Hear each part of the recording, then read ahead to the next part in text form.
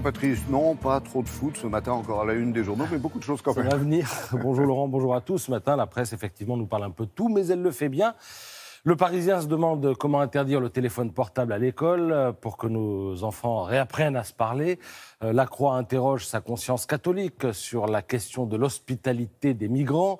L'Humanité s'affole de l'état de la psychiatrie dans notre pays. Et le Figaro revient sur un dossier que nous défrichions dès hier, à savoir l'inquiétante sortie de prison dans les mois à venir de 450 islamistes dont rien n'indique avec certitude qu'ils soient rangés des voitures béliers ou aient renoncé à leur marotte, à savoir nous imposer la charia. Donc, vous le voyez, l'éventail des possibilités est largement ouvert, mais vous ne manquerez pas de vous arrêter sur cette photo où Emmanuel Macron semble en parfaite harmonie avec le Premier ministre canadien Justin Trudeau. Alors, à leur propos, on a parlé de jumeaux libéraux, jeunes, charmeurs, audacieux face à Donald Trump.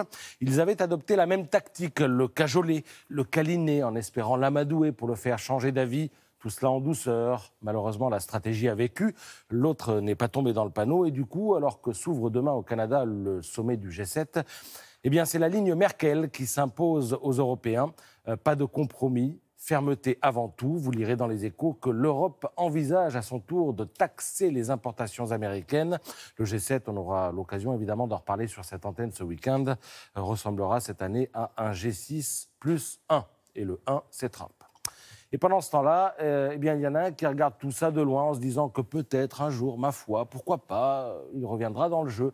Alors vous vous demandez de qui il s'agit, eh bien, voyez la une de Libération. Eh oui, Hollande, tête de gondole. Pour l'instant, le succès est surtout éditorial, littéraire. Le livre de l'ancien président cartonne, ce qui ne manque pas d'amuser Paul Quignot, qui souligne dans Libé qu'après avoir traversé son quinquennat avec une cote de popularité en rase-motte, eh bien, François Hollande attire une foule inattendue et empathique lors des séances de dédicaces. Alors tout cela a le don de rendre furibarde la nouvelle direction du Parti socialiste, qui peine à exister entre un Macron tout-puissant et un Mélenchon tout gnangnan, mais qui sait tout de même se faire entendre. Et à ceux qui doutent que Hollande ait définitivement lâché le morceau, eh bien je conseille la lecture de l'Express, où l'on apprend que l'ex ne cesse de recevoir, de sonder, sans jamais bien sûr dévoiler ses intentions.